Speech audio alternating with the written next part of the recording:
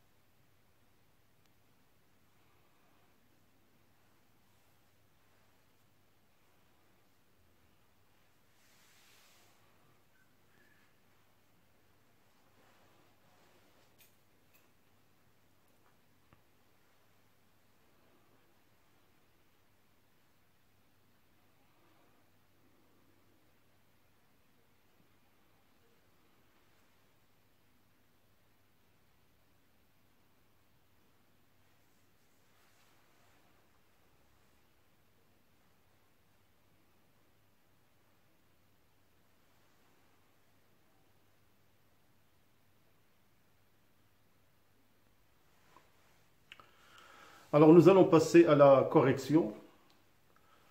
Alors je vais bien sûr utiliser le schéma qui va m'aider à établir les forces appliquées sur la bille et éventuellement utiliser le sens d'orientation de l'axe OZ. Alors détermination de l'accélération. Alors le corps étudié c'est la bille, le bilan des forces comme il est en chute libre, donc il est soumis à la seule action de P, son poids. L'application de la deuxième loi de Newton, P égale M hgz. On va faire une projection sur l'axe OZ, orienté vers le haut, qui est lié au repère terrestre, supposé galiléen. Alors comme l'axe d'orientation est orienté vers le haut, donc moins P égale M hgz. Alors, moins mg égale m hgz, et on trouve que l'accélération hgz est égale à moins g.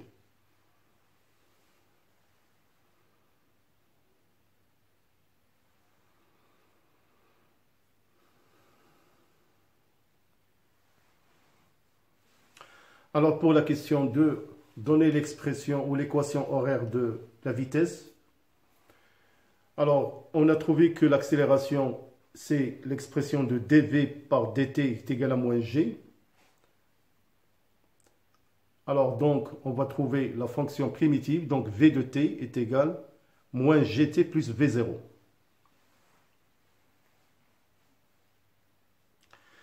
Alors pour la question numéro 3, de même, donner l'expression ou l'équation horaire du mouvement z de t. Alors, on sait que la vitesse est égale à dz sur dt, qui est égal à moins gt plus v0.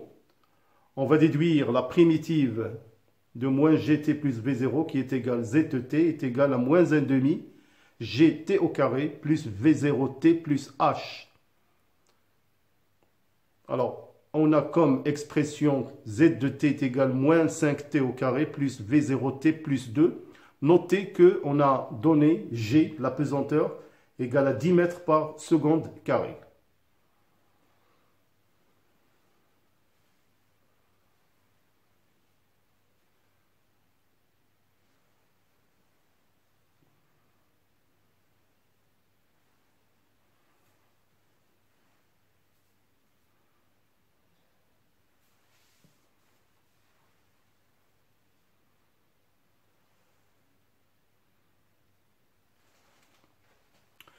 Alors pour la question numéro 4, détermination de la valeur de V0. Alors la bille s'arrête quand il atteint la hauteur h égale 45 mètres. Bien évidemment, à cette hauteur, la vitesse s'annule. Donc on va noter VH égale moins GTH plus V0 est égal à 0. De cette expression, on peut déduire le temps TH qui est égal à V0 sur G. Alors on va remplacer l'expression de TH dans l'équation horaire du mouvement ZH qui va être égale à moins 1,5 GTH au carré plus V0TH plus petit h. On remplace TH par sa valeur V0 sur G. On va obtenir à la fin que V0 est égal racine carrée de 2G facteur de H moins petit h et on va trouver par l'application numérique égale 29 mètres par seconde. Alors je vous laisse bien évidemment suivre le raisonnement.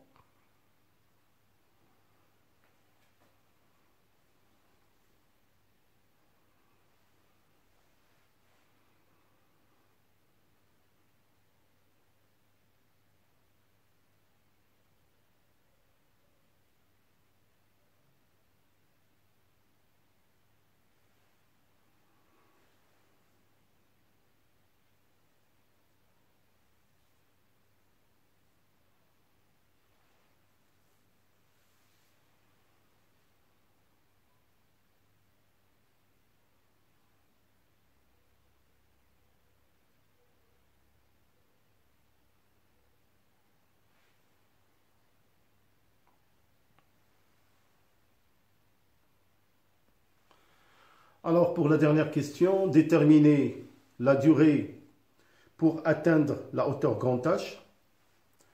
Alors on a déjà noté que cet instant, on l'a noté T indice H. Et on a déjà trouvé que T indice H égale à V0 sur G.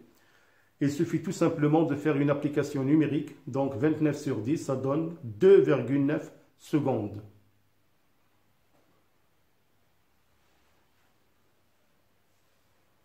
Alors voilà mes chers élèves.